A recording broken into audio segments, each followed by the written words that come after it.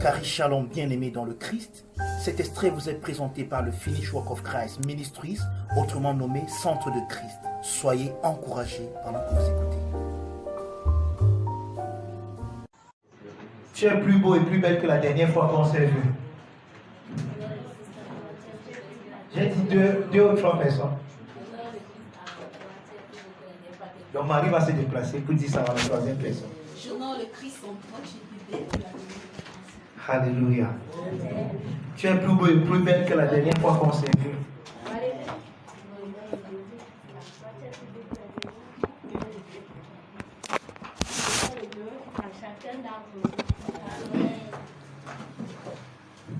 Alléluia. Glory. Thank you, Lord. We are grateful.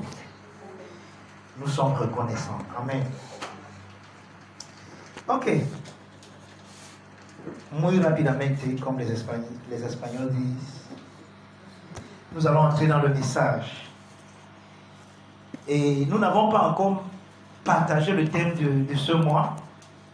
Nous savons que le mois de janvier, c'était notre mois de la bonne stratégie. Le mois de février, c'est notre mois du rang honorable. Dis à quelqu'un le rang honorable.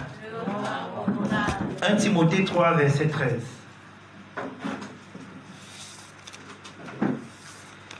Bienvenue dans ton mois du rang honorable. Amen. Il y a un rang qui t'appartient et ce rang est honorable. Amen.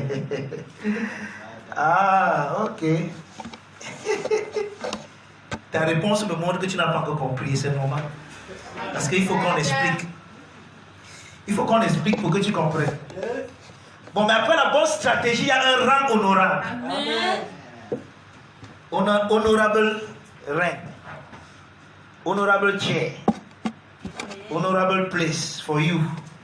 This month of February. Hallelujah.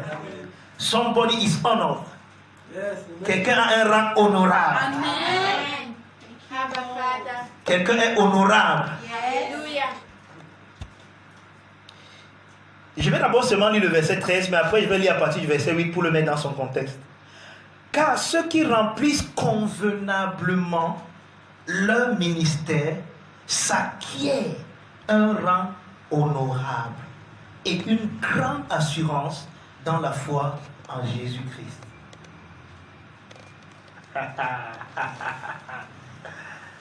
1 Timothée 3, verset 13.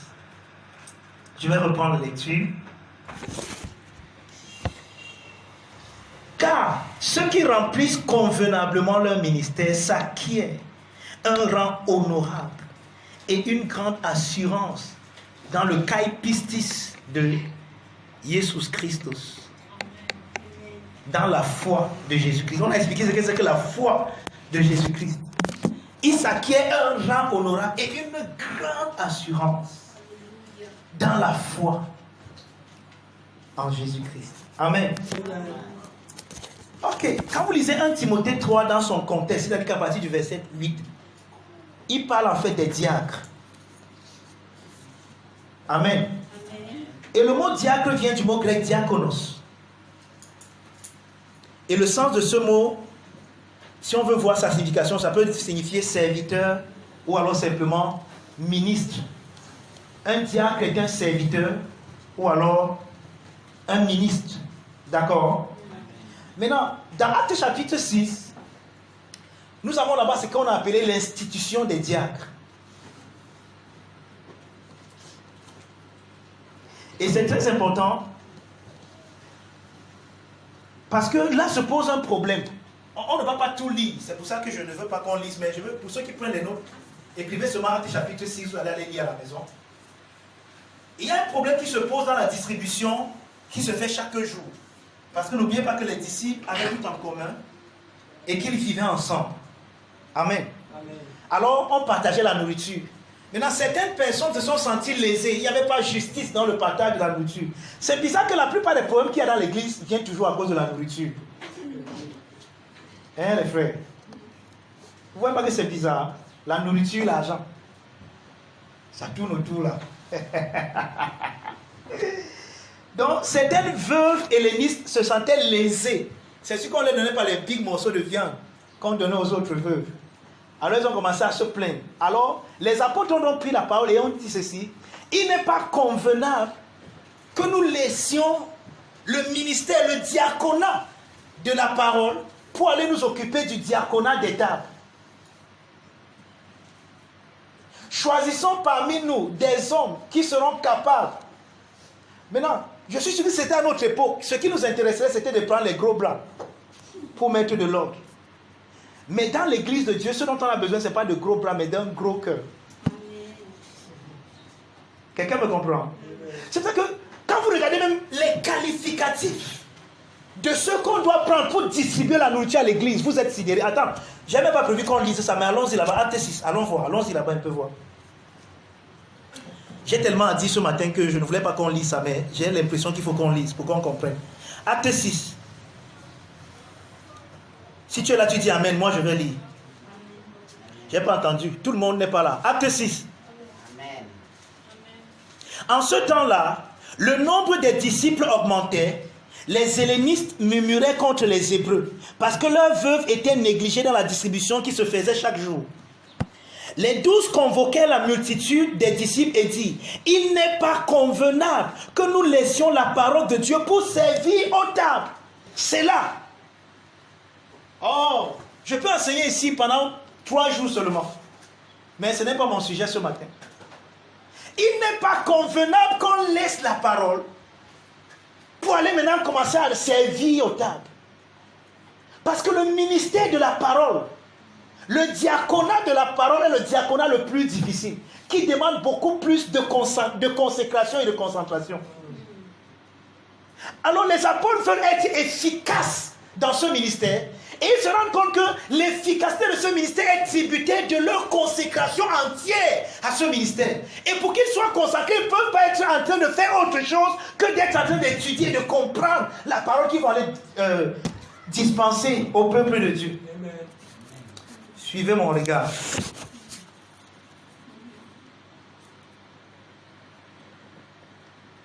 Je rends grâce à Dieu parce que bientôt au centre du Christ, on sera ainsi. Amen. Afin que ceux qui dispensent la parole puissent se concentrer à la parole seulement. Amen, amen, amen. Merci parce que le Seigneur va susciter les diacres. Amen. Alléluia. Amen. Verset 3. C'est pourquoi, frères, choisissez parmi vous 7 hommes. Écoutez, je vais vous dire quelque chose avant qu'on ne continue. Vous voyez, le salut est inconditionnel. Pour être sauvé, tu n'as besoin de rien, tu n'as besoin d'aucun qualificatif. Mais pour entrer dans le ministère, tu as besoin d'être qualifié. Amen. Tous les sauvés ont le ministère, mais tous les sauvés ne sont pas qualifiés pour le ministère. C'est pour ça qu'il y a quelque chose qu'on appelle le temps de préparation.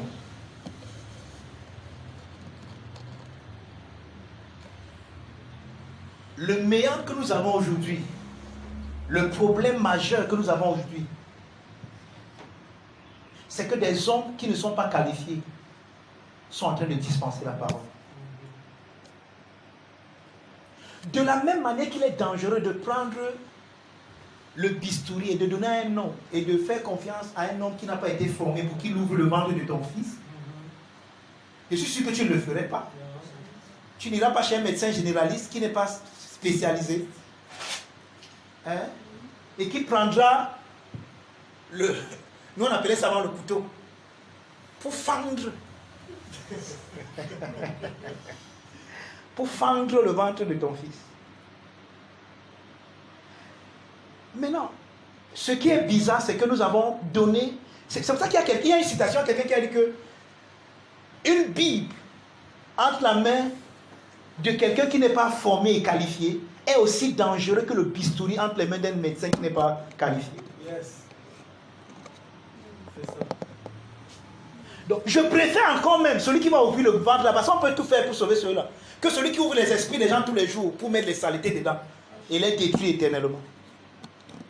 Vous savez combien de personnes sont détruites à cause de ce qu'elles ont entendu? Amen. Tout ça pourquoi?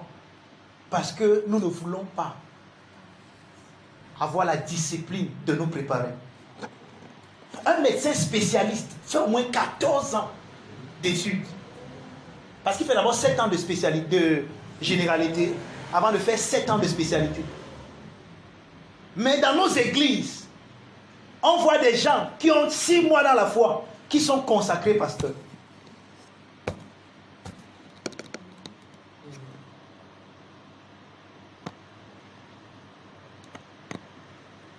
Et ils prennent le bistouri spirituel, qui est ce recueil de livres pour détruire la vie des gens.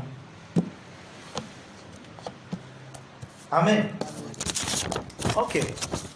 C'était mon coup de gueule là-bas. C'est pourquoi, frère, choisissez parmi vous 7 hommes de qui l'on rend un... Écoutez, les gars qui vont distribuer la nourriture, écoutez ce qu'on dit d'eux. De qui l'on rend... Non, attends, parce que je vais vous montrer combien sérieux l'église était à ce moment-là. Amen. Vous savez ce qu'on cherche ici? Les gens qui vont distribuer la nourriture. Pas les gens qui vont porter la Bible du pasteur. Eh, ma femme, les gens qui vont partager la nourriture. Moi, ils pensaient que c'était mon ami qui nous le fait là, le gros muscle. Je peux faire ça. Non!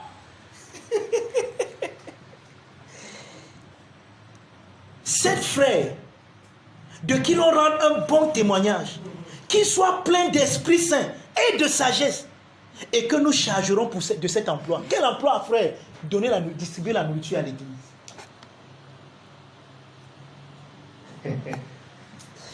Ok. C'est pourquoi, ok.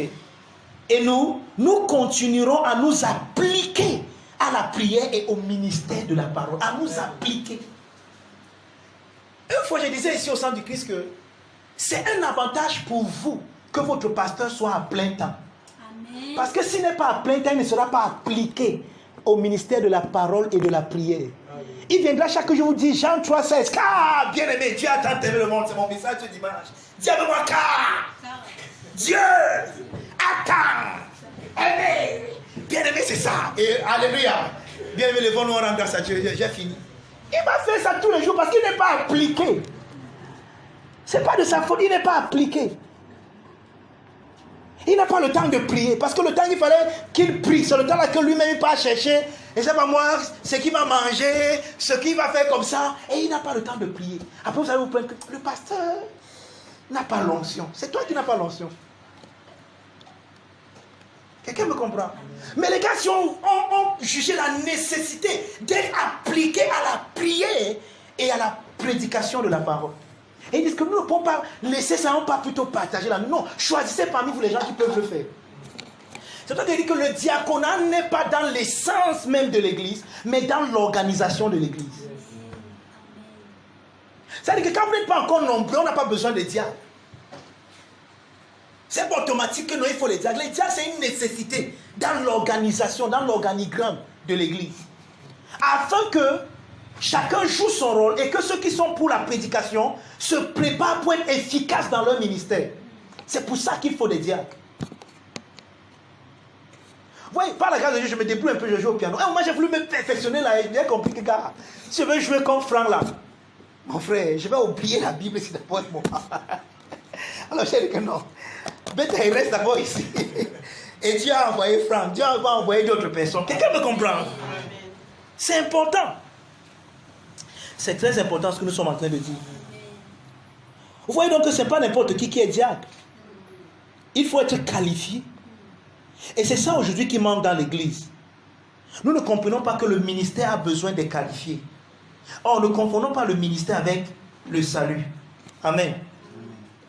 Donc l'institution des diacres se rattache pas à l'essence de l'église, je l'ai dit tout à l'heure, mais à une question d'existence, d'organisation, qui permettra l'efficacité de la croissance dans la parole. Parce que ce qui est plus important dans le rassemblement chrétien, c'est le ministère de la parole.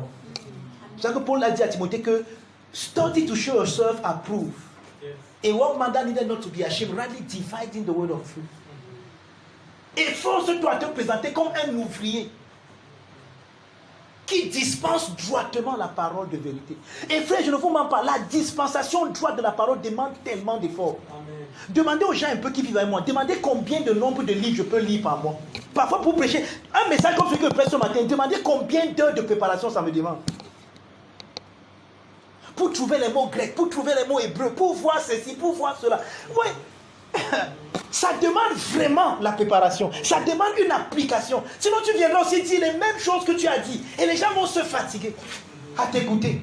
Mais pour que les gens t'écoutent tous les jours, que ce que tu dis soit une nourriture fraîche, pas ce qui a dormi, que tu as réchauffé.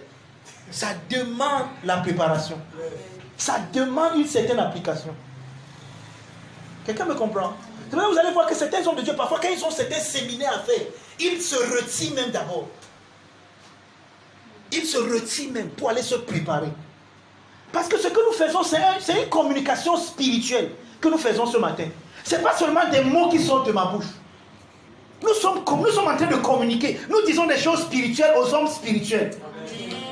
Nous devons être connectés esprit à esprit. Et si vous voyez, et ça dépend donc maintenant de l'état spirituel de chacun de nous. Si moi je suis avec mes pensées charnelles, je vais venir ici sur le public commencer à vous raconter mes problèmes. Et c'est pour ça que Paul dit qu'il ne permet pas à la femme d'enseigner. Oh, les gens ont pensé que la femme, ça parlait du sexe féminin. Non, la femme, c'est le caractère émotif d'une personne. Une personne qui enseigne ses émotions est une femme. Et Paul dit qu'il ne veut pas que les femmes enseignent. C'est-à-dire que, par exemple, si elle vient là, oh, bien aimé, est-ce que vous savez que je n'ai pas mangé depuis 3 jours? Est-ce que là aussi, j'ai même faim? C'est pas ça qu'on est venu entendre le matin, si pasteur. Ta famille, garde-la pour toi, prêche-nous Christ. Si tu n'as rien à dire de Christ, tu quittes, tu sautes. Bien aimé, quand j'étais en Côte d'Ivoire, quand j'étais aux États-Unis, et quand je suis reparti à Londres, ça fait quoi? On est venu ce matin de savoir là où tu es parti, les tours que tu as fait dans le monde. Dis-nous ce que Christ a dit de nous dire. Est-ce que Christ n'a rien à nous dire ce matin? Dis-nous donc, bien aimé, partageons la grâce, chacun rentre chez lui. Point. Nous sommes venus entendre quand tu étais à Londres, ce que tu as fait là-bas aux États-Unis, ça ne nous intéresse pas. Mais oui, quand vous voyez un pasteur n'est donc pas appliqué à la parole, il vient prêcher ses émotions sur la chair. Il vient résoudre les problèmes, ses problèmes personnels avec les membres de l'église, même sur la chair. Maudissant les gens sur la chair. Et Jacques a dit quelque chose. De la même source ne peut pas couler une eau douce et une eau souillée. Maintenant, toi qui es là comme la bouche bénissante de Dieu, tu commences à maudire les gens à l'église. Votre pasteur a faim depuis 3 jours, mais vous êtes là, vous mangez tous les jours. Dieu va vous rendre. Si c'est...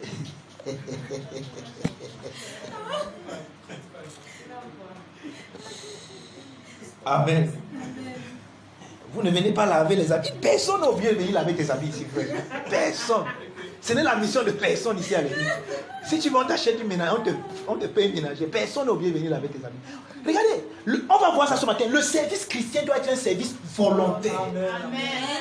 Qui vient du cœur. Quand c'est coercitif, ce n'est plus Dieu. Chaque fois que tu as l'impression que servir Dieu, il y a une certaine contrainte, une certaine force, laisse, ce n'est pas Dieu dedans. Ok. Puisque j'ai introduit ça, que j'ai dedans. Il y a une grande différence entre la notion de service qui est un accomplissement et la notion de service qui est une révélation. Parce que vous savez que il y a 2 notions, n'est-ce pas? Jésus-Christ, après la croix, a manifesté 2 notions. En fait, il y avait 2 présentations de Jésus. La présentation de Jésus selon l'accomplissement des prophéties. Et la présentation de Jésus selon la révélation du mystère. D'accord? Ça fait qu'il y a également 2 types de services, 2 notions du service. Il y a le service qui est vu comme un accomplissement. Et il y a le service qui est une révélation. Maintenant, regardez. Le service qui est un accomplissement, c'est une action. C'est une œuvre que j'accomplis dans le but, entre guillemets, suivez mon regard, d'accomplir la volonté de Dieu.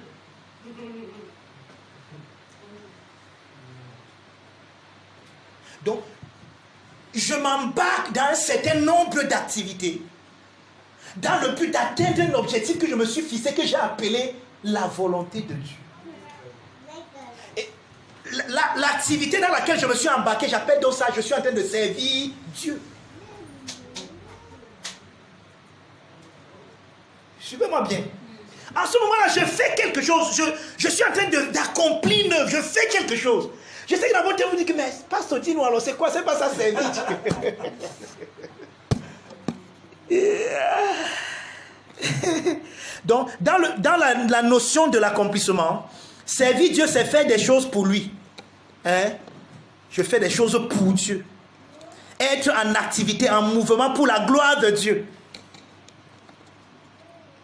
Oh, la spécificité de ce service, c'est qu'il n'est pas une réplique, il n'est pas une réponse. Il n'est pas une réaction, mais une action, une œuvre, quelque chose que je fais. C'est moi qui initie l'œuvre. Dans le but de faire ça pour la gloire de Dieu. Et jusqu'ici, je suis sûr que pour plusieurs d'entre vous, c'est ça que vous avez appelé servir Dieu. Hein? Bien aimé, je sers Dieu. Comment tu sers Dieu? Je fais des choses pour Dieu. Je fais des choses pour la gloire de Dieu. C'est un peu étonnant que ce que tu as appelé la gloire de Dieu, là, à un moment, ça t'a dépassé jusqu'à. Et tu y as mis. Et vous voyez, à la fin, tu vas toujours finir de te plaindre. Tu vas toujours venir te plaindre comme Marthe. Tu vas toujours venir te plaindre comme le grand frère de la parabole de Luc chapitre 15. Tu vas toujours venir te plaindre. Le service de Dieu selon l'accomplissement, c'est un service de murmure, de plainte. Parce que le fardeau repose sur toi. Tu portes un fardeau que ni toi ni nos pères, Pierre a dit ça dans Acte 15, ni toi ni nos pères non plus, il dit que ne tentez pas Dieu en mettant sur le cou de ses disciples un poids, un fardeau, un joug, que ni nous ni nos pères, on n'a jamais pu porter ça. Personne n'a jamais pu servir Dieu en accomplissant quelque chose pour Dieu. On a essayé en mettant en pratique la loi. Et tu te dis que si je mets en pratique ceci, je suis en train de servir Dieu. Et tu as essayé, ça n'a jamais donné. Tu as toujours échoué. Parce que le service là, c'est comme ça que ça se passe. À la fin, tu échoues toujours. Et tu vas venir te plaindre comme Marthe. Seigneur, Seigneur, cela ne te fait-il rien que je sois là seul en train de servir? C'est moi qui chante, c'est moi qui prêche, c'est moi qui. C'est toujours comme ça les gens le font, c'est moi qui, c'est moi. C'est toujours c'est moi. Mais pourtant, elle est là assise à ta pied, elle ne fait rien, nyangalement. Pensez que je ne suis pas conduit que ouais, paresseux, tu donc lève-toi, qui va aider ta soeur. Jamais. Mad. Tu t'inquiètes et tu t'agites pour beaucoup de choses. Mais une seule chose est nécessaire. Et c'est Marie qui a choisi la bonne parole. Ou bien tu vas venir comme le grand frère de la parabole des deux fils. Mon père, tu es méchant. Oui, les gens qui ont eu la notion d'un Dieu méchant, un Dieu qui ne rit jamais, ce sont les gens qui servent Dieu avec la notion d'accomplir quelque chose pour Dieu.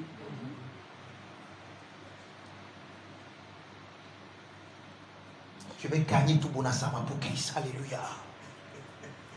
Vas-y, frère. Regarde ça. Et tu vas faire des efforts. Investir ton argent. Mettre ton énergie. Rien. À la fin, tu sais ce que tu vas faire. Vraiment, la fête, ça ne marche pas. Est-ce que Dieu sauve même les gens encore aujourd'hui?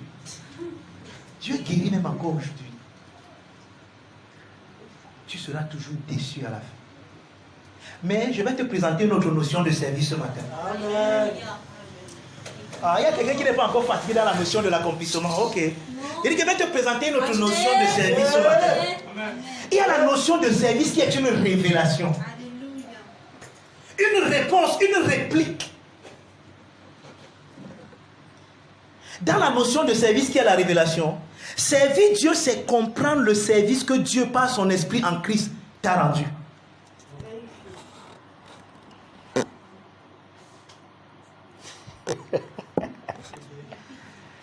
Servir Dieu, selon la révélation du mystère, c'est comprendre combien Dieu t'a servi, toi.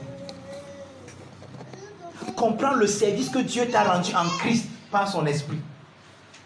Jésus dit que je suis venu non pour être servi, mais pour servir. Amen. Dieu est venu te servir. C'est pour ça qu'il est devenu toi. Il a pris. Comme les enfants participent au sang et à la chair, il y a également participé lui-même. Il est venu participer afin que ce ne soit plus toi qui portes. Mais il a porté quelque chose pour toi. Il a porté le fardeau pour toi. Il t'a servi. Et tu ne peux le servir que dans l'efficacité de la vision que tu as du service qu'il t'a rendu. Ça veut dire que le service que tu rends à Dieu n'est que la réplique de ce que tu as reçu comme le service que lui, il t'a rendu. Amen. En d'autres mots, tu n'es pas l'initiateur de ce service, mais tu en es plutôt le bénéficiaire. Donc, en servant, tu ne fais rien, mais tu réponds à ce qui a déjà été fait pour toi. En servant, tu n'inities rien, mais tu réponds à ce qui a été initié. Et tout le monde sait ici que initier et répondre, c'est deux choses très différentes. Par exemple, Franck, je te donne 1000 francs, maintenant je te demande de me donner quelque chose en retour. Maintenant, tu peux me donner. Parce que tu peux me donner dans ce que moi je t'ai déjà donné. Maintenant, je ne t'ai rien donné, je t'ai dit que donne-moi. Là, mon frère, tu vas devoir chercher. Tu vas devoir fouiller bêche. Le laisser nul endroit où la main ne passe et repasse. Vous voyez ça? Vous voyez la différence? Donc, Dieu, le service que nous rendons à Dieu est proportionnel à la vision que nous avons du service que lui nous a rendu. C'est pour ça que ta manière de servir me révèle la révélation que tu as du service qu'il t'a rendu. Parce que le zèle que tu vas déployer dans le service, en réponse au service que lui t'a rendu, sera tributaire, sera proportionnel au zèle que tu vois lui en train de déployer quand il te sert. De sorte que le zèle dans le service n'est pas ton zèle, mais son zèle qui t'est communiqué lorsqu'il te servait. Amen. Et qui actualise le service que Jésus nous a rendu? L'Esprit Saint. Amen. Amen. Amen. C'est pour ça qu'il dit qu'il vous conduira dans toute la vérité.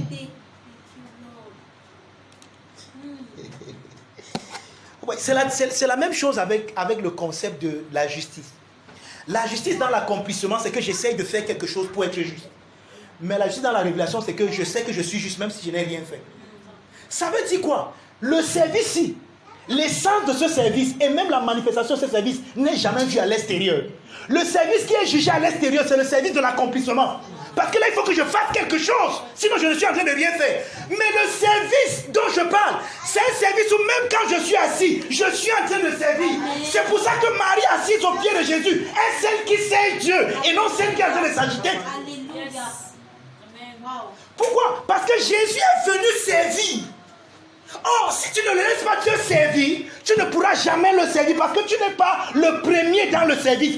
Il doit être le premier en tout. Colossiens 1, verset 13. Il est la tête, le commencement de tout, afin qu'en tout, il soit le proton, le premier. Ça veut dire que s'il est le premier en tout, alors c'est lui qui initie le service. Il est le premier serviteur. Je sais dans la force dans laquelle il m'a servi. Amen. Amen. Amen.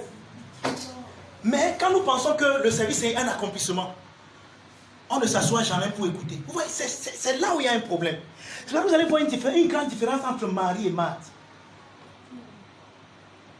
Vous voyez, tout à l'heure, Marie est en train de s'agiter, non? Pour servir. Marthe est en train de s'agiter pour servir Dieu, n'est-ce pas? Et Jésus lui a fait un reproche, n'est-ce pas? Maintenant, au moment où il faut vraiment servir Jésus, où il faut rendre maintenant un service externe, visible, ceux qui sont dans le service d'accomplissement n'ont pas la révélation de ce service. Parce que c'est spirituellement qu'on peut percevoir le genre de service-là. Pourquoi? Parce que nous ne pouvons servir que dans la force dans laquelle il nous a servi. Alors, tout le monde est là, on ne perçoit rien. Mais pourtant, il y a un grand besoin. Mais que seuls ceux qui ont laissé Jésus les servir peuvent percevoir. C'est là où Marie reste comme ça, elle regarde que... les gens ne voient pas ce que je vois. Le type, si son corps a besoin d'un embaumement pour la sépulture. Oh, les autres vont vouloir faire ça au moment où il est mort. Parce que là où ils ont maintenant la révélation que nous partons servir Dieu. Parce que là, c'est évident.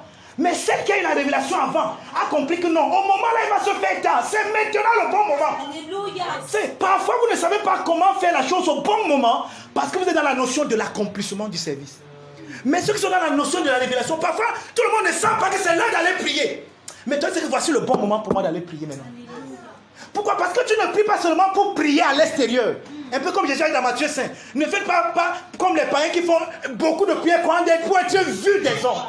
Mais toi, entre dans ta chambre.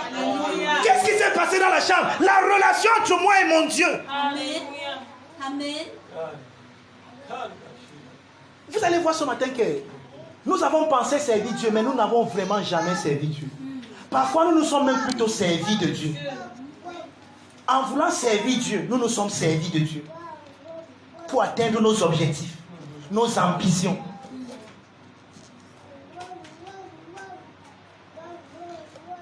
Au moment maintenant où il faut servir Dieu en employant son corps, personne n'a plus la révélation. Mais une seule personne Alléluia. sait que voici le moment. Et vous voyez, ces choses ont été écrites pour notre instruction. Pourquoi Marie sait que voici le moment? Pourquoi Marie sait que voici la bonne période? Parce qu'elle a laissé d'abord Jésus la servir. Jésus l'a servi. Or, Jésus vient nous servir comment? En nous donnant sa parole. Amen. Et qu'est-ce que sa parole révèle? Notre véritable identité, notre véritable nature. Et seuls ceux qui ont la révélation de qui ils sont peuvent maintenant aller me révéler ce qu'ils sont. Et c'est ça, servir Dieu. En réalité, servir Dieu, ce n'est pas faire quelque chose pour Dieu, mais c'est simplement être qui tu es pour les autres. Alléluia. Je sais que ça bouscule en vous toutes les notions que vous aviez du service de Dieu. Bien-aimé, si tu n'évangélises pas, tu n'es pas en train de servir Dieu. Tu peux aussi être en train d'évangéliser, tu n'es même pas en train de servir. Ah oui, ça, amen. Tu peux être en train de prier, mais tu n'es pas en train de servir. La preuve, c'est que dans toutes les religions, on prie. Amen. Quelqu'un me comprend? Si tu comprends, lève, fais la main comme ça.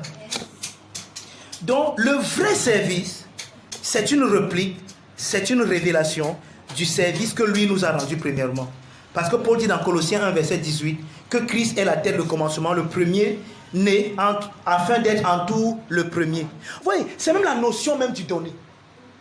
C'est pour ça que vous n'allez jamais voir ici, on va vous dire que bien aimé, si tu ne donnes pas le dévoreur, Dieu va prendre ton argent, il va te rendre malade, il va récupérer ça par le... On vous dira la même chose, c'est pourquoi. C'est pas vrai. Ouais. Et je vous ai promis que j'ai écrit ça dans mon livre qui devrait normalement sortir aujourd'hui, mais qui va sortir plutôt mercredi. Dieu rit. Ouais. La vraie notion du donner, c'est quoi? C'est une réponse à ce que Dieu m'a dit. C'est pour ça que si tu ne vois pas ce que Dieu a fait pour toi, comment il t'a comblé de toutes sortes de grâces pour que tu ne manques de rien, ne donne jamais ton argent quelque part. Ne donne jamais dans un sens de contrainte. Tu es plutôt en train d'attirer sur toi, en fait en train de te mettre toi-même sous une malédiction qui n'existe pas, mais qui risque d'exister pour toi. Parce que tu te places toi-même sous elle et tu crois qu'elle existe. Si un jour quelqu'un te dit que si tu ne donnes pas, Dieu va te maudire, ne donne jamais ton argent là-bas. En fait, ce que tu peux faire de bien, c'est que tu pars, tu achètes un gâteau, tu viens, tu t'assois devant lui, tu manges, ça vient. Quelqu'un me comprend? Parce que chaque fois que tu donnes dans ce genre d'endroit, la malédiction qu'il a prononcée là, tu es en train d'accepter qu'elle peut te suivre. Et parce que tu crois qu'elle peut te suivre, elle va te suivre. Parce qu'il te sera fait selon la foi, selon ta persuasion. Vous comprenez?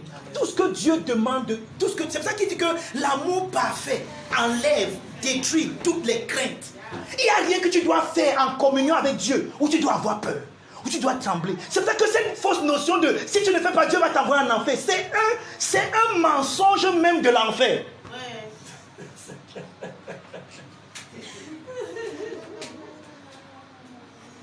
Tout ce que tu peux faire avec Dieu qui te fait peur, qui t'effraie, ne fais pas. Ça ne vient pas de Dieu.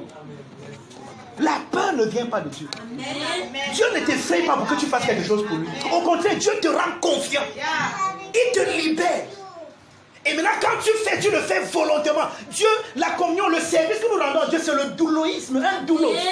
C'est-à-dire que c'est un service où nous, volontairement, nous mettons comme esclaves de celui qui nous a tout donné. C'est-à-dire que c'est le service que tu regardes, tu dis que mon frère, à quel endroit est-ce que je me sens en sécurité si c'est là en Christ? Non, sincèrement, où est-ce que je suis en sécurité si c'est là en Christ? Donc je ne peux que me donner là où je suis libre, là où je suis à l'aise, là où il n'y a aucune restriction, tout m'est permis. Mais tout n'est pas utile. Tout m'est permis, mais je ne me laisserai asservir par quoi que ce soit. Quelqu'un me comprend?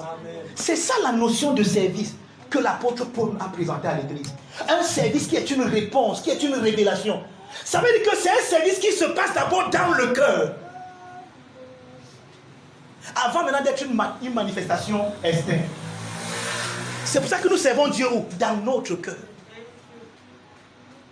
C'est pour ça que c'est un service où tu peux, par exemple, on pense que tu ne fais rien. Rien n'est fait à l'extérieur. Maintenant, ceux qui jugent seulement les choses externes vont dire que c'est un gars qui ne fait rien. Pourtant, ils ne savent pas que dans ton cœur, tu as déjà tout fait.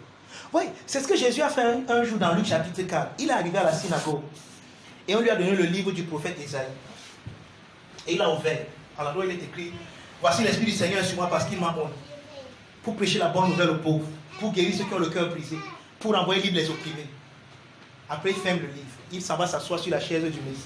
On dit que tout le monde le regarde. Vous savez ce qu'il a dit? Aujourd'hui, dans vos oreilles, cette parole que vous avez entendue est accomplie. Frère, je viens d'attraper Jésus, il a menti. Jésus dit ça, il n'a pas encore guéri les malades comme il est écrit là-bas.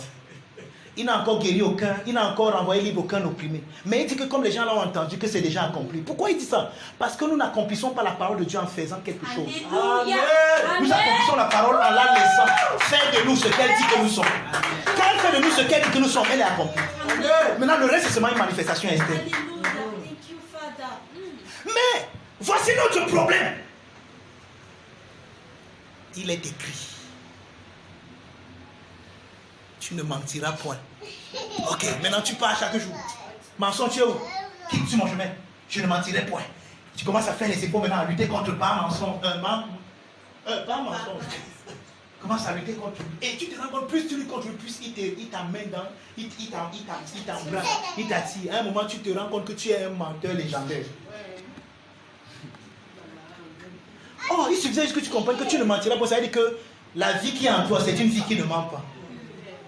Et de confesser, de dire avec la parole que je ne mens pas. Et plus tu te vois comme quelqu'un qui ne ment pas, et c'est ce que tu manifestes. Tu ne mens pas. Parce que c'est ce que la parole dit, elle a accompli en toi. Elle n'est pas accomplie parce que tu ne mens pas. Elle est accomplie parce que tu crois que c'est ce que tu es. Alléluia. C'est compliqué. Oh. Hein les gars? Thank you, Lord. C'est un peu compliqué. Ok. Asia. Asia, si c'est compliqué. Ah, j'ai dit que je vais parler du service. Vous pensez qu'il va dire que bien aimé, 3 clés pour servir le Seigneur. 1. Méditer. 2. Prier. 4. Évangéliser. 5. Je l'ai.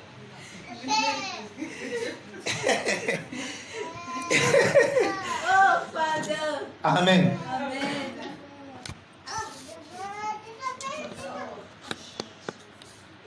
Je veux qu'on étudie une petite parabole. C'est dans mon langage qui dit que c'est petit. C'est une parabole très compliquée. Dans Matthieu chapitre 25, Jésus nous donne 3 paraboles là-bas. Matthieu 25 est un peu comme Luc 15 pour moi. Amen. Dans Matthieu 25, Jésus donne 3 paraboles.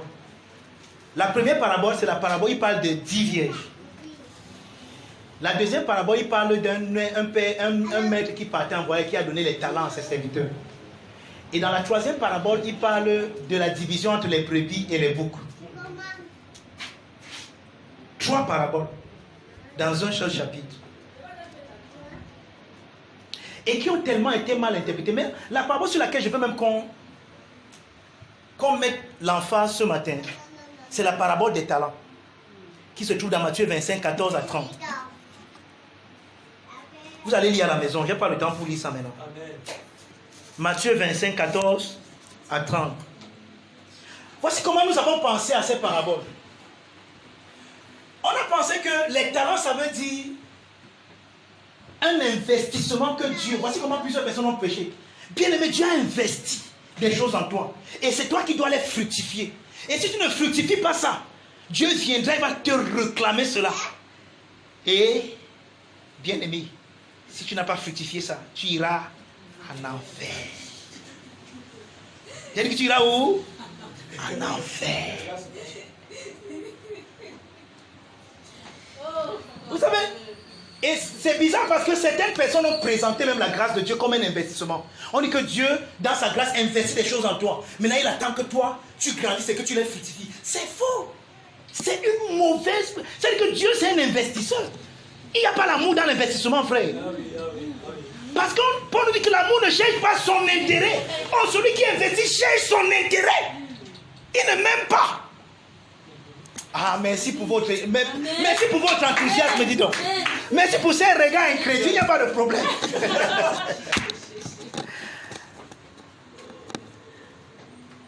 Ouais, nous présenter la parole en dehors de la nature de notre Père. Il est amour. Amen. Et Paul nous dit ce que c'est que l'amour dans 1 Corinthiens 13. L'amour ne fait rien de malhonnête. C'est malhonnête d'investir et d'attendre le résultat.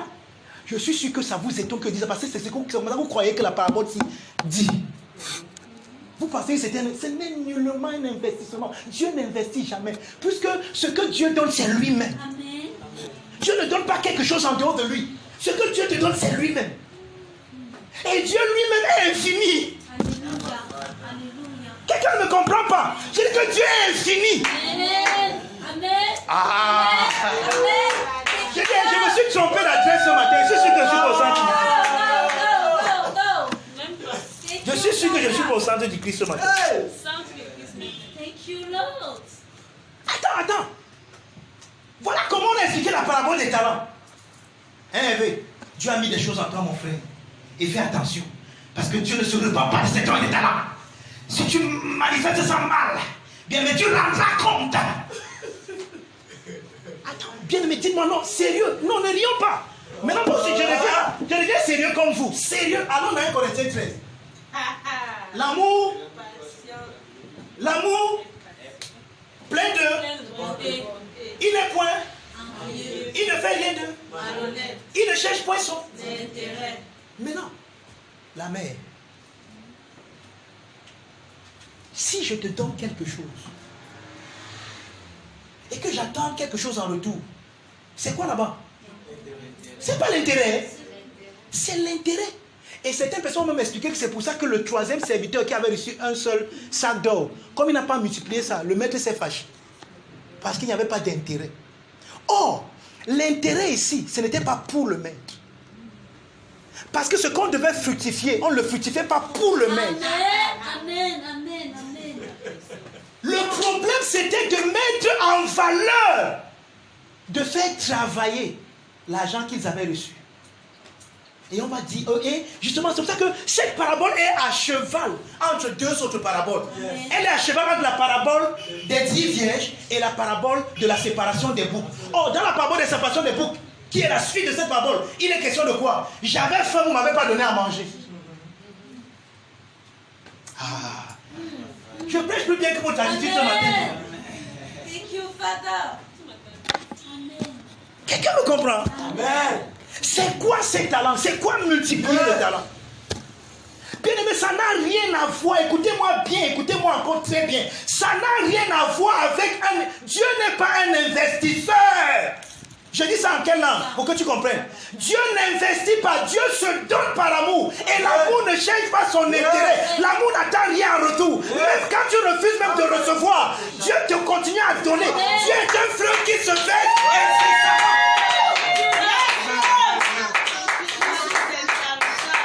Il nous montre ça dans la parabole du bon berger qui part rechercher la brebis. La brebis ne lui a rien demandé. Il peut perdre cette brebis et se contenter de 99. Mais il a décidé qu'il ne sera plus complet s'il perd un seul membre. Dieu a décidé que dans son corps, même l'ongle ne va pas s'occuper. Et nous sommes membres de son corps, la chair de sa chair. Il ne perdra aucun.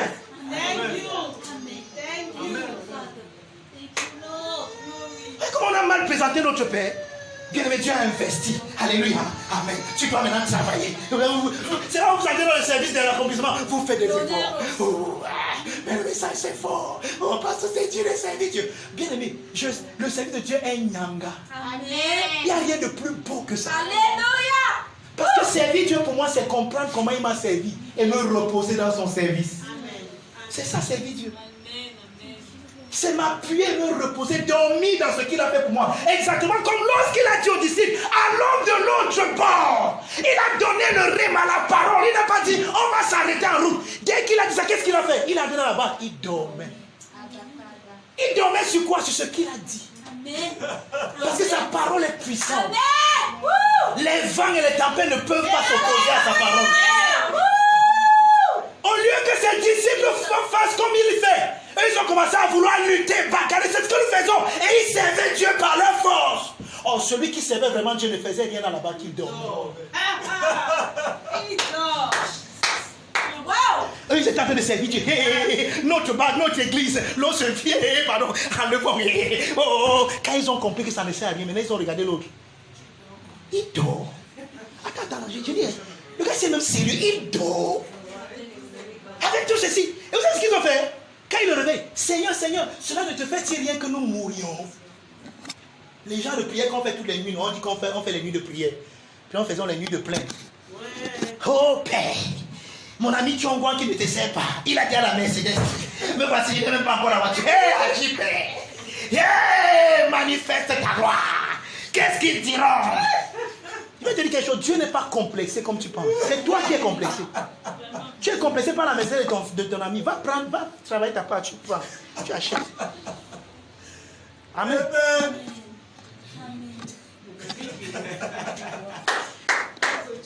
Quelqu'un me comprend? Celui qui sert Dieu dans la banque là, il est en train de dormir. Pourquoi? Parce qu'il y a la parole qui dit à l'homme de l'eau. C'est pour ça que quand les gars l'ont relevé, il n'a pas eu besoin de faire deux choses. Vous vous souvenez encore de notre coup sur la prière? Hein? Il a dit. C'est pourquoi nous disons en consentement avec ce qu'il a dit. Hein? Il s'est seulement levé. Car la tempête s'est calmée. Les gars se sont regardés. Quel elle-même, ils n'ont pas dit qui, ils disent, quel elle-même celui à qui obéissent aime les vents.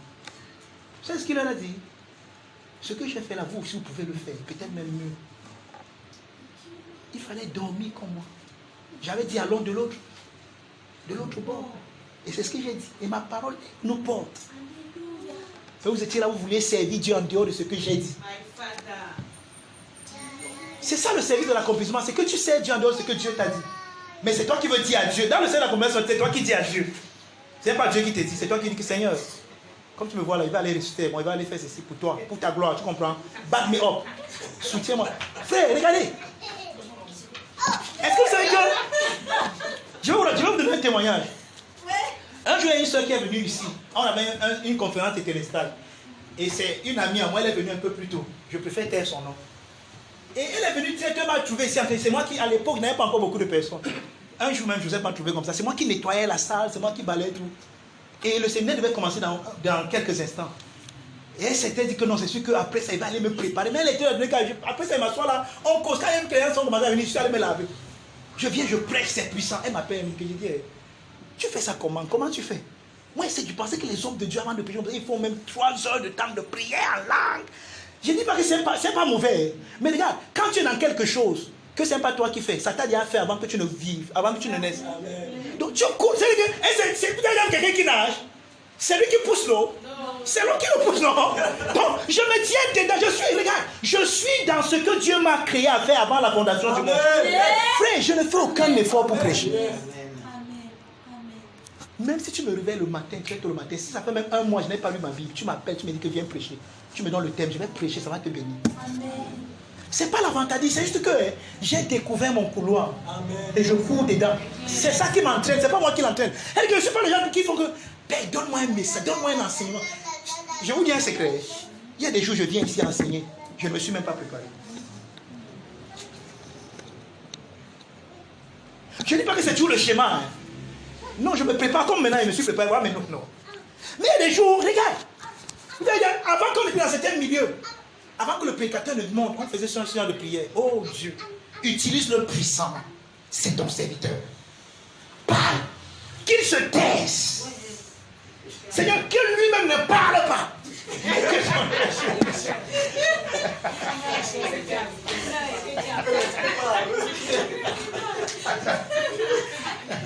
Moi, je dis que si un jour par mes gars, mais c'est qu'on va pas m'inviter dans ce puisque mes amis ne font pas les gens de Dieu. Mais si on m'invite dans ce genre d'église un jour, vous savez ce qu'il va faire? Je viens me tirer à la chair là, je reste là, je les regarde. On dit que, mais homme de Dieu, tu ne parles pas. Que vous avez dit qu'elle ne parle pas, non? Tu parles, non? Frère, je disais ça ici à ceux qui étaient là mercredi. Dieu, nous sommes unis à Dieu. Dieu ne nous supplante pas. Dieu ne nous enlève pas pour venir vivre. Ça ne lui sert à rien. Nous sommes unis à Dieu. Dieu veut agir à travers toi. Et s'il n'y a plus toi, il n'y a plus d'union avec Dieu. Il faut qu'il y ait toi et Dieu unis pour que ça soit bien. Donc, quand vous dites que Dieu, que personne... Bien frère, ce matin, c'est Désiré qui parle. Maintenant, je parle en Christ. Christ est uni à ce que je dis. Parce que ce que je dis vient de lui. Mais c'est moi qui parle. C'est-à-dire que si Dieu ne voulait pas que je parle, je quitte ici maintenant. Le tableau, s'il ne parlera pas maintenant. Je ne dis pas que ça ne peut pas parler. C'est pas ce que j'ai dit. Mais maintenant, là, c'est pas ça. Dieu ne veut pas que ce soit le tableau qui parle. Il veut que ce soit moi. Donc, si vous priez pour que Seigneur, que le pasteur ne parle pas. Mais que ton esprit parle. L'esprit va entendre l'esprit, alors comment? Puisque l'esprit utilise des hommes pour parler. Quelqu'un me comprend? C'est très important. Donc, la parabole des talents, ce n'est pas un investissement. C'est-à-dire que je veux cogner ça fort ce matin. Pour que cette notion d'investissement quitte dans ta pensée. Amen. Dieu a investi des choses. Et il y a même des chrétiens qui parlent encore comme ça. Bien aimé, Dieu a investi sa grâce dans ma vie. Investi. Maintenant, pour que tu ailles fructifier. Pour qui? Non, au contraire. Voici comment tu dois voir la grâce de Dieu. Dieu t'a fait grâce, t'a fait don de ses talents et de ses capacités afin que tu ailles changer le monde autour de toi. Afin que tu ailles affecter le monde autour de toi. Et c'est cette affectation du monde autour de toi qu'on appelle servir Dieu. Donc en fait, je sers Dieu en étant et en acceptant que je suis ce que Dieu dit que je suis. Yes. Je vais répéter ça. Je sers Dieu en acceptant et en reconnaissant que je suis ce que Dieu dit que je suis.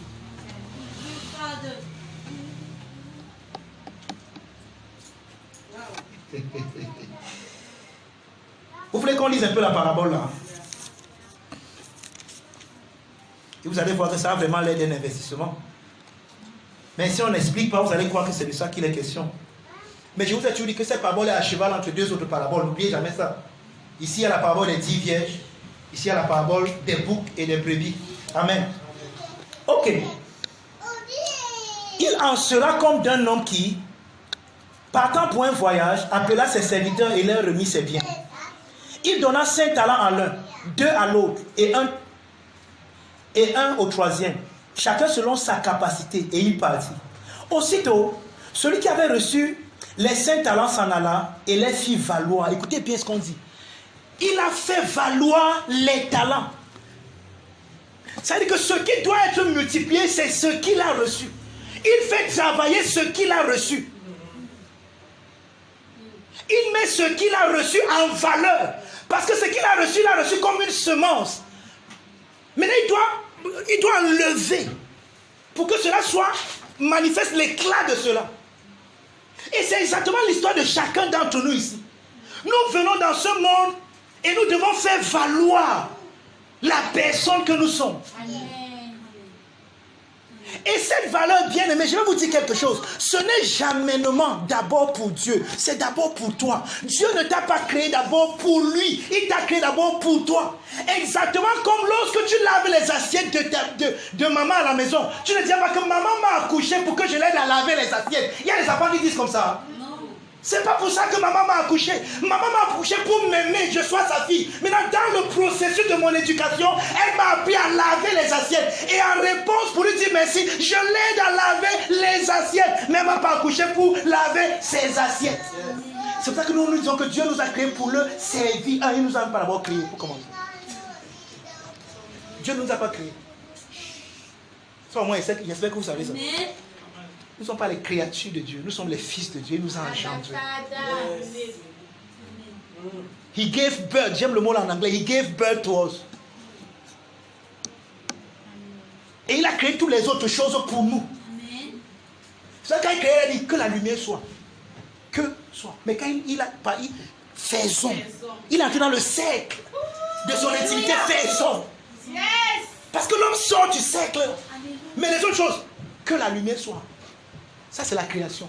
Mais faisons. Je ne suis pas une créature de Dieu. Je suis le Fils de Dieu. Amen.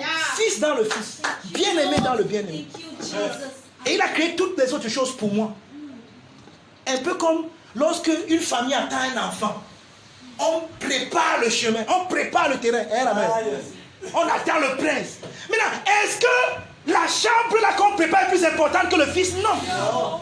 Au contraire, Tout ce qu'on met dans la chambre, c'est pas par amour pour la chambre, c'est par amour pour le fils. Non, mon fils ne mérite pas n'importe quoi. Il lui faut un berceau en or. Non, mon fils ne mérite pas. Je ne donne pas le berceau en or pour le berceau en or, c'est pour mon fils. Abba Father, thank you, Donc, Jesus. tout ce que Dieu a créé, c'était le cadre dans lequel son champion que tu es va venir se manifester. Donc, ne vois jamais rien dans ce monde. Tu penses que ça te fait pas.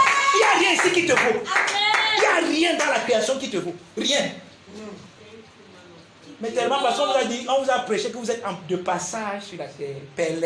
Pèlerin, bon courage. Bien, vous avez dit, donne-moi Jésus, prenez le monde. Hein? Donnez-moi seulement Jésus.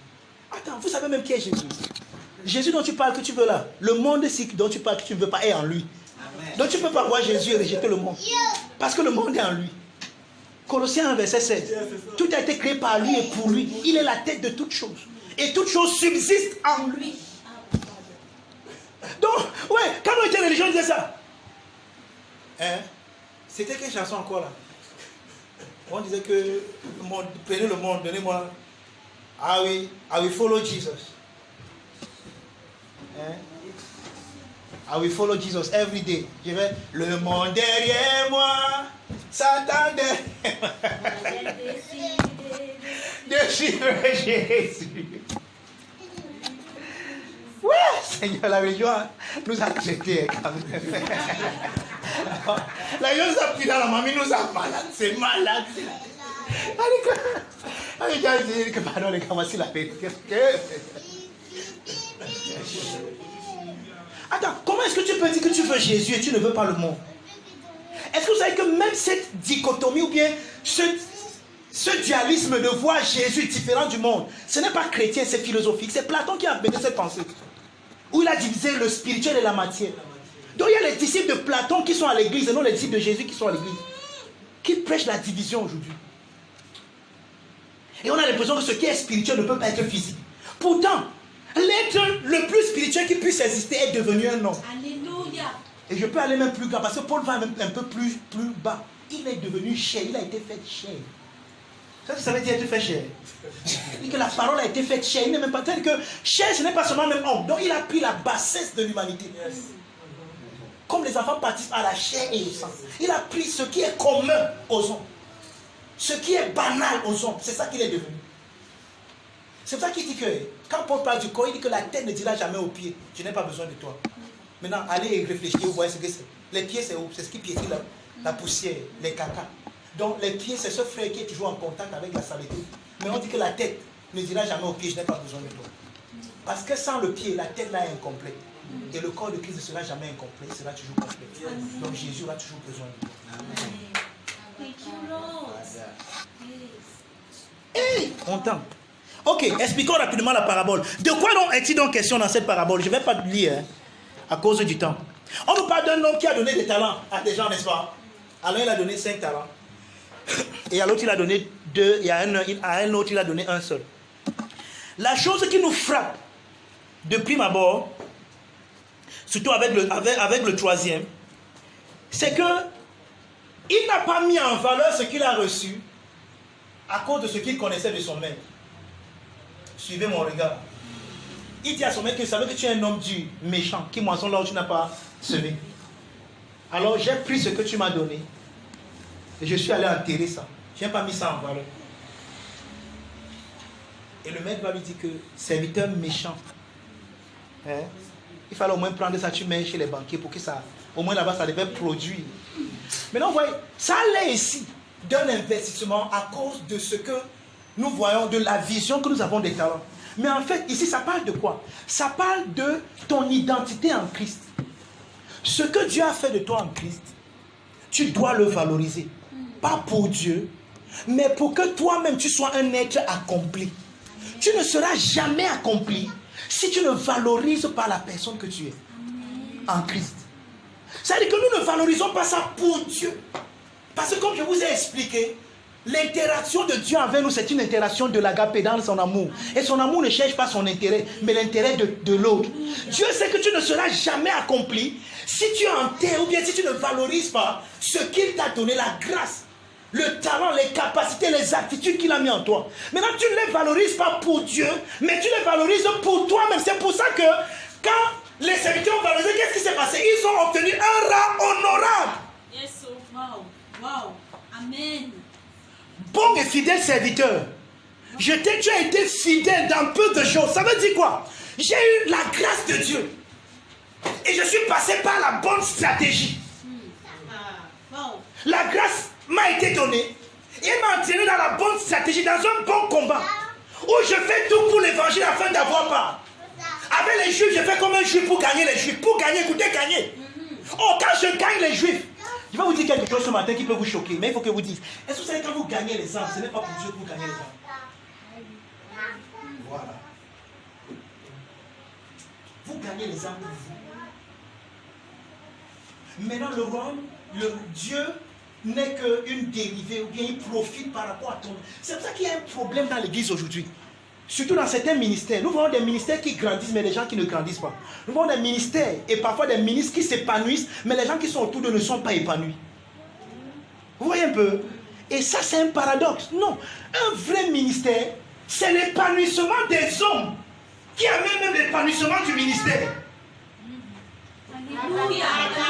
Amen. C'est ton bonheur, ton épanouissement dans la vie qui fait en sorte que maintenant tu sais que je dois me marier, maintenant il me faut des enfants, et plus tu te maries, tu as des enfants, ils viennent où? À l'église profite. Mais si tu n'es pas épanoui dans la vie, tu es toujours là comme ça, tu te morfonds. Ah vraiment? Nous sommes venus ici accompagner les gens sur la terre. Mais tous les jours, bien aimé, donne. Et que tout ce que tu peux faire, c'est de donner, mais toi-même tu n'es pas épanoui. Si tu es comme ça dans un milieu bien aimé, quitte, ce n'est pas le milieu où tu dois être. Parce que le premier critère dans un ministère, c'est que les gens qui sont là doivent être épanouis. Et c'est l'épanouissement de ces gens qui cause l'épanouissement du ministère. C'est ça qu'on dit ici quelque part que le nombre de disciples augmentait. Et Pierre, ou alors les apôtres ont compris qu'il fallait qu'il y ait le diaconat. Ça veut donc dire quoi? Dieu, de toute éternité, me connaissait avant que je sois dans le ventre de ma mère. Et il m'a établi. Maintenant, quand je découvre ce que tu as fait de moi, et que je commence à m'épanouir, si je prends ce que tu as fait pour moi là comme une piscine, et que j'apprends à nager dans cette piscine sans me noyer, je commence à m'épanouir dans cette piscine, plus je suis épanoui, plus Dieu aussi profite. Oh, quel est le profit de Dieu? Le profit de Dieu dans l'évangélisation, c'est le même profit que Dieu a lorsqu'il regarde le Fils. Quand Dieu regarde le Fils, quel est son profit? Mon Fils est béni, regardez comment il joue. Et Dieu ne fait que faire l'espace, que le Fils ne fait que jouer. Et Dieu fait, le Père ne fait que faire l'espace, le Fils ne fait que jouer. Le Fils s'épanouit. Et c'est dans l'épanouissement du Fils qu'il trouve sa paternité. Amen. Yes. Thank you, Father. Thank you. Donc ce n'est pas que mon fils tu as évangélisé, pas évangélisé, mais oh oui, mais là tu es mon fils. Non! Le Fils s'épanouit dans le Père. Le Fils, il jouit, il se manifeste dans le Père. Et quand le Père voit le Fils en lui, il dit que waouh, mon Fils est heureux. Et c'est la joie du Fils qui fait la joie du Père. Et c'est dans cette joie que le Père trouve sa part de joie. Et il est satisfait. Ça veut dire que quand je m'en vais évangéliser, je mets en exergue les talents que Dieu m'a donnés. Je mets en exergue les aptitudes que Dieu m'a données. Je gagne les âmes. Dieu n'est pas content parce que j'ai gagné les âmes. Dieu est content parce qu'en gagnant les âmes, je suis content. C'est donc que si tu peux faire ça en vibrant, il faut encore l'évangéliser. Non, bien aimé, laisse. Tu n'es pas en train de servir Dieu, tu es en train de desservir Dieu. Quelqu'un me comprend? Tout ce que tu fais. Vous avez déjà vu comment Franck joue le piano? Ouvrez un peu vos yeux souvent pour voir comment il fait. Non, c'est... Attendez, je vous donne un petit exercice. Hein? Quand il joue au piano, ouvrez un peu les yeux parfois quand on adore là et regardez ce qui se passe.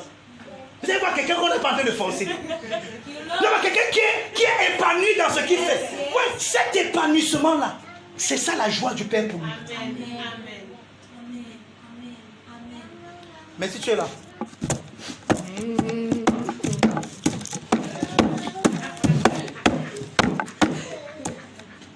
Ça devient même bizarre. Quelqu'un me comprend? Ça veut nous dire quoi? Le troisième serviteur a été simplement puni exactement comme le grand fait de la parabole de Luc chapitre 15. C'est-à-dire que c'est quelqu'un qui n'a pas compris la relation. Est-ce qu'il travaille? Oui. Mais pourquoi? Pour gagner quelque chose qu'il a déjà, qu'il ne comprend pas. Il n'a pas le sens de son identité. Il n'est pas épanoui. Oh, celui qui rentre et qui revient dans cette relation, Parce qu'il comprend qu'il n'y a aucun autre endroit où je suis en sécurité que dans les bras de mon Père. Même s'il revient avec la mauvaise mentalité, mais le Père va corriger sa doctrine. Alléluia. Le Père va changer sa science. Alléluia. Alléluia. Pour qu'il ait une bonne conscience, le Père change sa science. Dès qu'il venait, Père, j'ai péché contre le ciel et contre toi, je ne suis même pas dit, tais-toi. Le Père regarde, il dit que Seigneur, fais de moi comme un de tes serviteurs. Tu dis que fais de moi. Venez. Donc le Père appelle les serviteurs qu'on lui rende service là maintenant, pour qu'ils comprennent qu'il ne sera jamais serviteur. Yes. Hey, Lord. Yes. Thank you, Jesus. Lavez-moi ses pieds. Donnez-lui les sandales. Les serviteurs courent. Le fils là qui pense qu'il voulait être serviteur, il voit comment les gens courent pour le servir. Le Père change sa mentalité. Que regarde, ça n'a jamais été une question de mérite. Tu es mon fils parce que tu es mon fils. Point final. Amen. Amen. Amen. Ça n'a jamais été une question de mérite et ça ne sera jamais. Thank you, Lord. Woo! Vous voyez, en ce moment, le fils là, en laissant le Père le servir, sait mieux le Père que celui qui est dans les champs en train de débroussailler. Vous voyez, la différence des deux services. Hein? Celui-ci se laisse servir par son Père et il est dans le vrai service de Dieu. Et l'autre est en train de au champ. Mon frère, c'est la soeur, vous les voyez, il a même on appelle ça les ampoules. Il a eu pensé, hey, mon frère, même le veau aussi, même aujourd'hui le Père va vendre le petit veau là, même le petit n'a pas vendu. Vraiment. Ah, Tchapia. Et il rentre, il entend la fête. Il dit que, ouais, et ce qui est bizarre, c'est que ceux qui travaillent toujours comme ça, ceux qui sont dans le service de l'accomplissement, ne connaissent jamais ce qui se passe dans la maison. Suivez mon regard. On doit toujours leur dire. C'est pour ça qu'ils sont toujours, man of God, prophesy! Tu t'appelles Sorel, yeah, yes, hey! Mama, comme si ça va t'appeler Sorel. Tu t'appelles Sorel, tu mets les lunettes, yeah, c'est vrai. C'est clair que tout le monde ici voit que tu mets les lunettes. Ça, c'est les gens qui sont dans le service de l'accomplissement. On doit toujours leur dire ce qui se passe dans la maison. Ils ont toujours besoin d'un prophète, en fait d'un prophétiseur. Et c'est terrible. Et quand c'est maintenant un serviteur, tu dois te dire ce qui se passe chez toi. Il appelle un serviteur, il dit, qu'est-ce qu'il y a là-bas? On dit que ton frère est rentré, on a organisé la fête. Bam, le gars est devenu jaloux. C'est ça donc que Jésus appelle, j'étais dans les ténèbres du dehors, là il y aura les pleurs et les grincements dedans. C'est-à-dire que quand ils voient les autres qui acceptent la grâce de Dieu, qui acceptent d'être ce que Dieu dit qu'ils sont, eux qui voulaient mériter, ils commencent à grincer. C'est pour ça que Jésus leur a dit que regardez, faites attention. Car les prostituées là vont vous dévancer. Vous allez les voir assis avec Abraham, Isaac et Jacob. Et vous serez jetés aux ténèbres dehors. Là où il y aura les pleurs et les grincements dedans. Vous voyez les grincements dedans? C'est moi qui mérite. C'est moi qui dois être ici. Maintenant, il fait quoi en enfer? Il fait quoi dans le feu si en fait, si ça n'existe même pas. Béni de toute bénédiction. Quelqu'un me comprend? La semaine prochaine, par la grâce de Dieu, on va parler d'autre chose dans ce service. Amen. Mais aujourd'hui, je voulais planter le décor en te montrant que servir Dieu, ce n'est pas faire quelque chose pour Dieu. Mais servir Dieu, c'est de comprendre le service que Dieu t'a rendu et de répliquer ce service. Servir Dieu, c'est accepter que tu es ce que Dieu dit que tu es. Par exemple, tu peux sortir si maintenant quelqu'un te dit que, oh, ma soeur, tu es une fille maudite. Vraiment, tu ne vas jamais voler dans la vie. Tu sais ce que tu vas faire? Tu ris, tu dis que, ouais, tu es venu à l'état, tu es allé quelque part. Et on m'a dit que Dieu m'a déjà béni. Donc, en fait, dès que tu dis ça, est-ce que tu as fait quelque chose?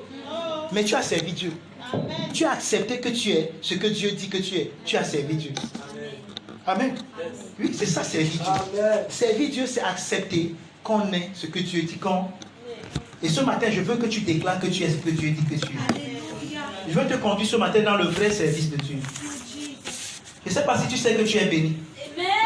C'est ce que tu es. Indépendamment de ce par quoi tu passes en ce moment. Tu es béni. Alors élève ta voix et bénis le Seigneur. Dis-lui merci parce que tu es béni. Dis-lui merci parce que tu es béni. Dis-lui merci parce que tu es déjà guéri. Dis-lui merci.